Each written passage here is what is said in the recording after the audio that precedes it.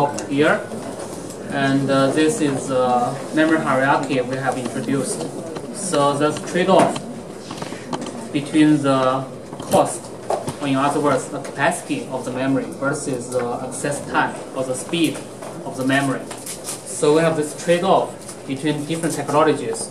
And here, what we show here is the mainstream technologies we have so far. So we have the SRAM, DRAM, and then NAND Flash, and of course the hard disk drive. And we do see this gap in between. So that provides opportunities for emerging technology to play in this field.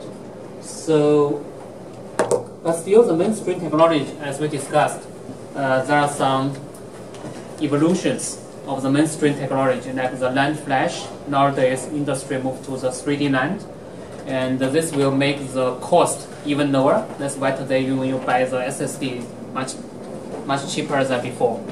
So for the DRAM, also the 3D DRAM is available these days, and if you are buying the high-end like GPU, so the GPUs are equipped with the 3D DRAM, and this will make the cost down, and also the performance will become higher. That means the speed will be lowered as well for the 3D DRAM.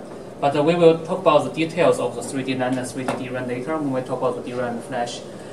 But I have to say here the 3D NAND and 3D DRAM are different kinds of 3D design, so they are not the same kind of 3D. So the NAND is more like monolithic 3D, and the 3D DRAM is more like a stacking. So they are different. We are going to discuss the details later. So then for the emerging technology, and here in the middle, this white space is so-called the storage class memory, and this was coined by IBM. But nowadays, I think this concept is widely accepted. And in terms of the technology to fill in this space of the storage class memory, and the industry is looking into the like RRAM, resistive random access memory, PCM, phase change memory, and one particular design is so-called the 3D X-point, which is invented by Micron and Intel, and it's already commercialized for maybe 2 or 3 years from 2016 or 17. So you can buy it from the market. I think it's a kind of high-end SSD called the Opton SSD. So you can buy it from the market. It's called the Opton SSD. So this is a high-performance SSD. So which means the access latency is lower than the standard SSD. However, the cost is also higher. So I think this one maybe a couple of hundreds for each SSD, like only for 16 gigabytes for this Opton SSD. So the cost is higher than the regular NAND Flash you used for the regular SSD. So this is the general trend, and also the STT-MRAM is not in this space, this spin-torque transfer magnetic memory, and the industry is positioning this as a replacement for the SRAM, especially for the last level cache. So we are going to discuss that as well. So any questions for the last lecture before we move on? Alright, so then today we're going to discuss the concept of the array efficiency, and we're going to show a few examples of the real chips, the memory chips. Not only memory chips, but also microprocessor chips. So this is a generic memory array architecture. No matter which memory technology we are talking about here, no matter which one, that's SRAM, DRAM, Flash.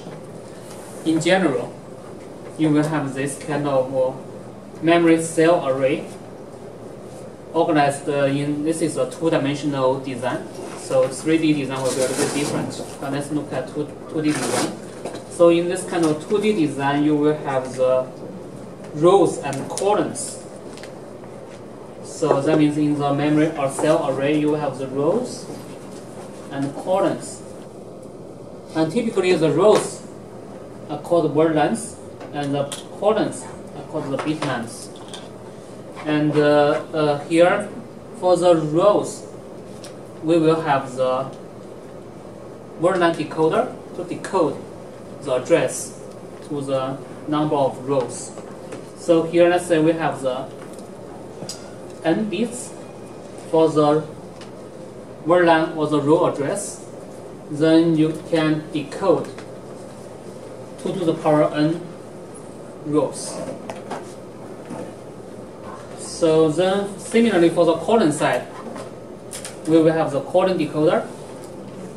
And the colon address, let's say you have m bits for the colon address, then you can decode 2 to the m's colons. So essentially you are going to use decoder with standard logic to decode the input address to the actual locations, rows or columns of the memory array. And typically, for example, the array size can be, let's say, 256 by 256. That means how many bits for the row address, how many bits for the column address. If it's 256 by 256 array. 8 bits, right? Because 10 bits is 1024. 9 bits, 512. 8 bits, 256. So those are the typical values. But here I want to mention that there's, for example, the parameter k here. So the actual columns may be larger than here the 2 to the m's. So this is when the column decoding, you can decode each column or you can decode a group of columns. If you decode a group of columns, so for example, within this group, you have k bits, then the actual number of columns will be k times 2 to the power m's. So here we have this group. Maybe this k is, for example, 8. That means one group is 1 byte. So every time you read out 8 bits together. So within those 8 bits, you don't individually select. That means it's a group. Every time when you read out those 8 bits simultaneously. So you don't decode within those 8 bits. If this k value is 8. So in total, you will have the capacity, in this case, 2 to the power n rows times within each column group you have k bits, and then 2 to the power m's columns.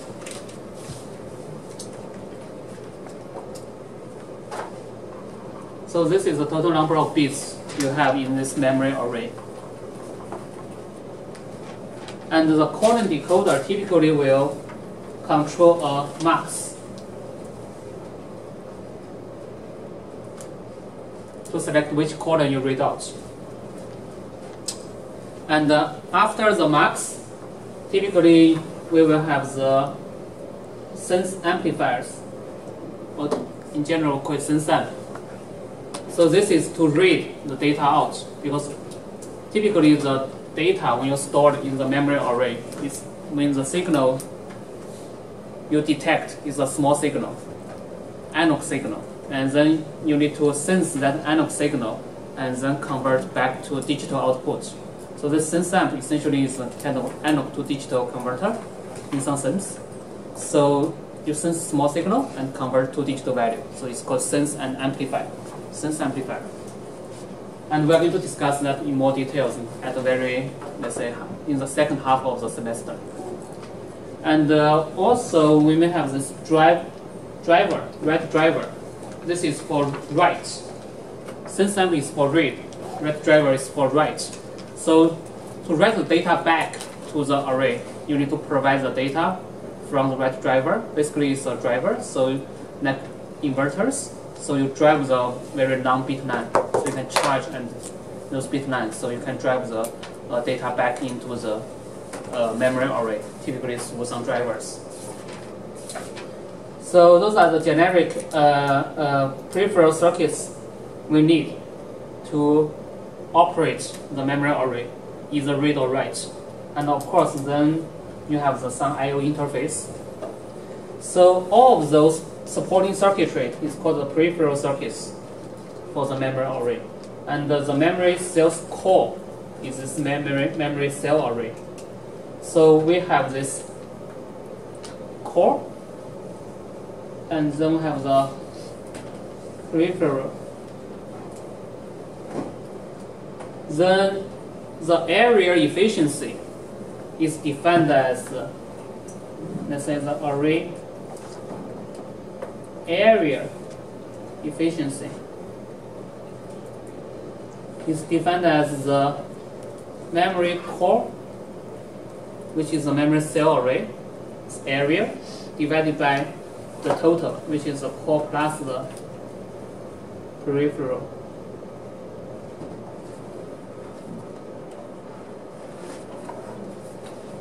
And you can expect that the array efficiency is higher the best, because those peripheral circuits are supporting circuitry. They don't store the data there, but you have to use those circuits to function your memory cell.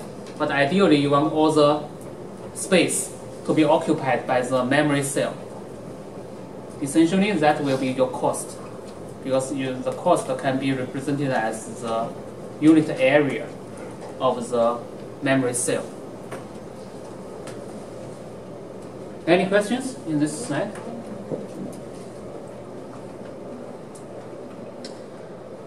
So later we're going to discuss the memory cell technology. So that means each row and each column, when they intersect here, you will place one memory cell there. No matter it's the SRAM cell or DRAM cell, you will have one cell there. Excuse me, Professor. Can you explain why within CAPE there's no individual selection?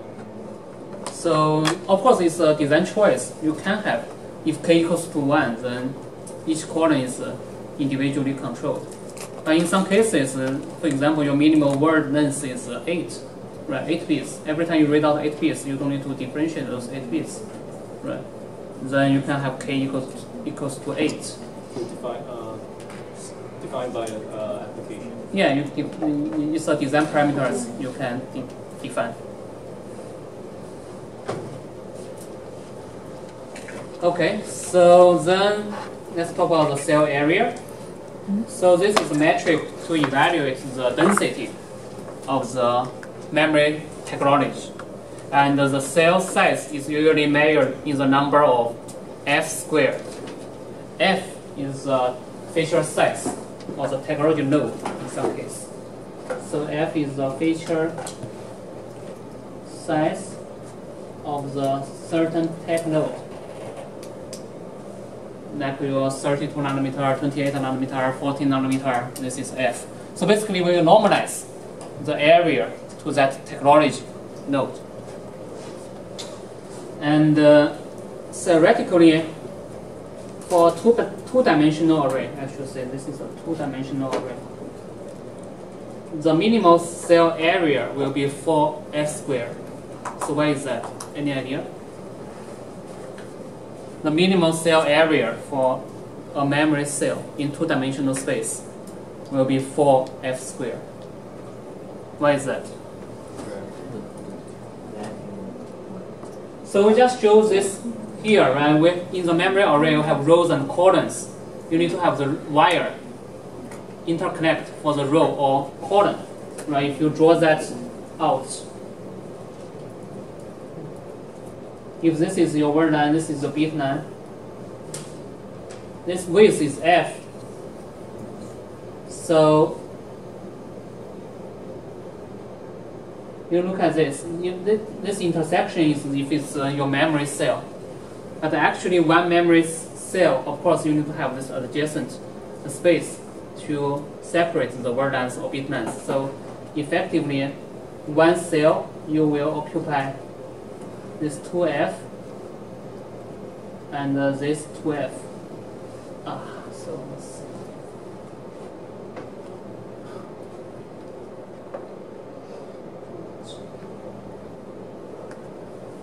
2F.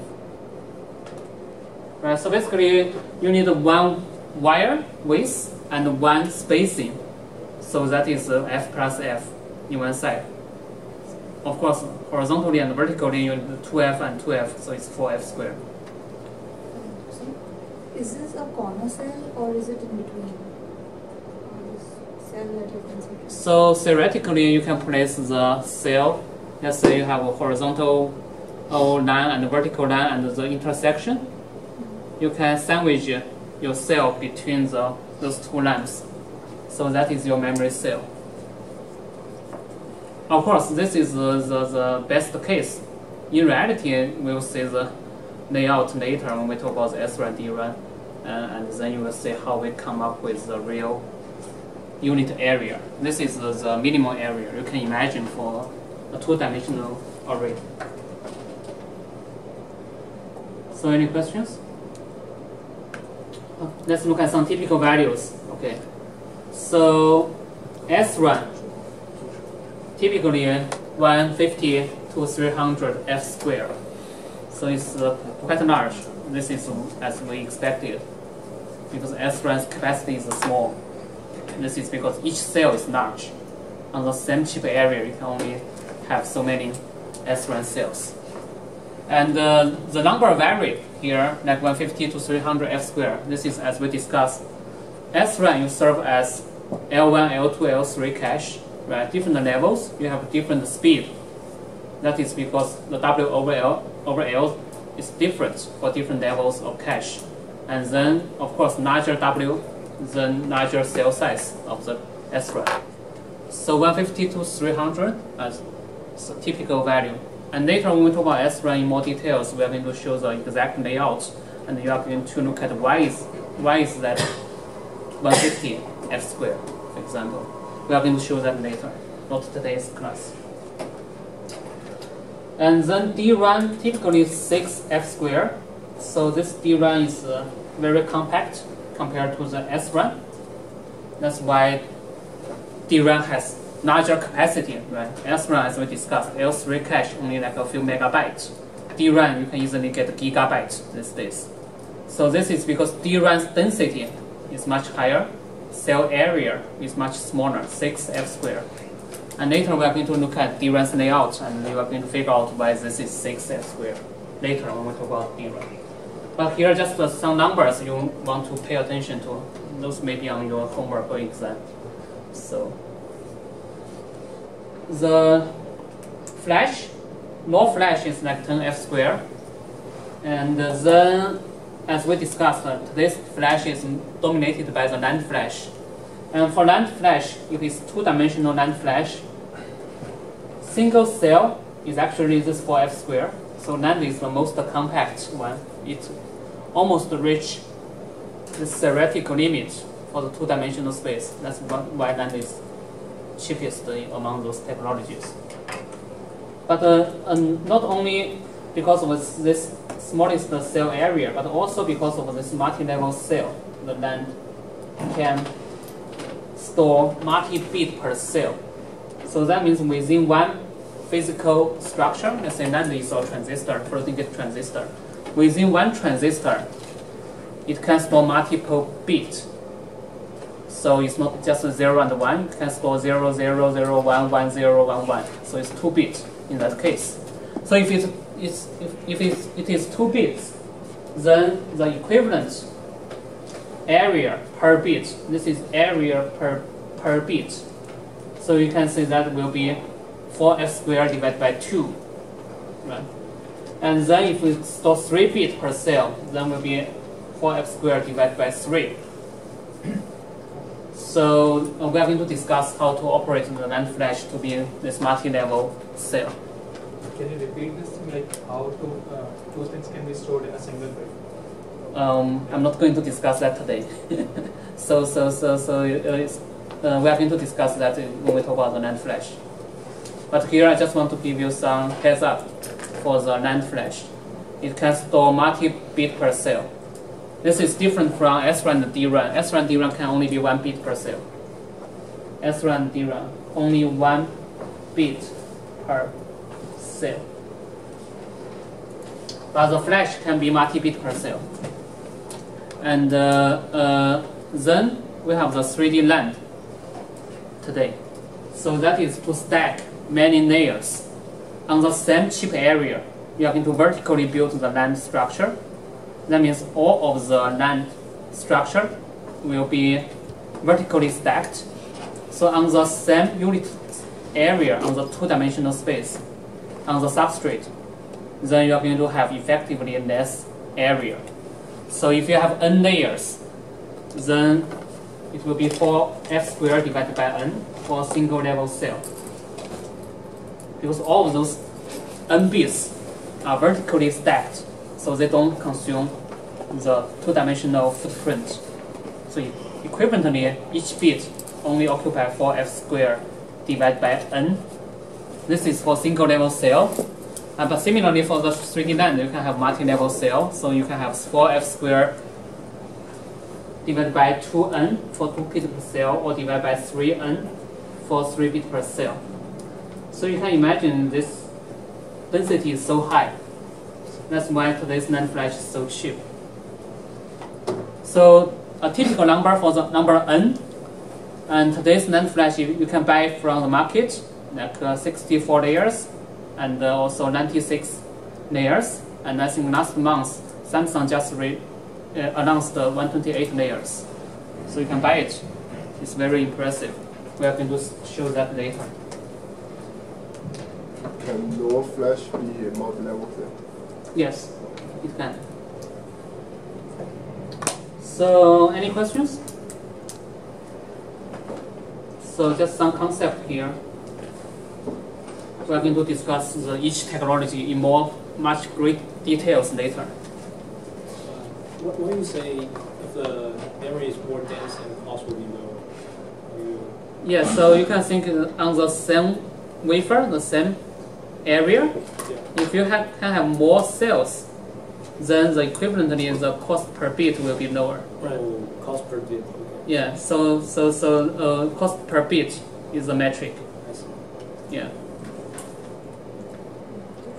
So for 3D NAND, are we still limited by the feature size? Because it's no longer a transistor. So sorry, for a cross point.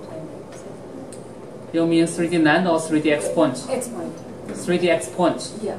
Are we still limited by the minimum feature size F? Yes, still you need to, because 3D X point, you still have the wires, right?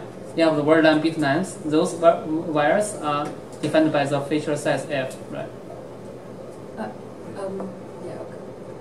And also the memory technology itself is phase change memory in that case.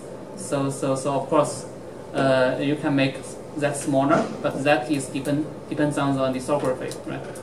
Yeah. So what I was thinking is normally our technology node dimension will be limited, will be defined by the DRAM pitch, right? Mm-hmm. But for cross point, is that still the same number that's limiting? So for different memory technologies, they may use different feature size F. So they may not be the same as a DRAM technology node. It's limited by the lithography, I would say. So any other questions?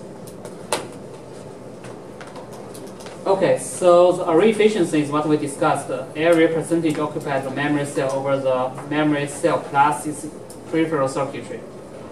And this is for memory part only, not including the logic. So this we are going to talk about this point later when we talk about the microprocessor. And typically for the microprocessor, like the array efficiency is low, like 30 to 50%.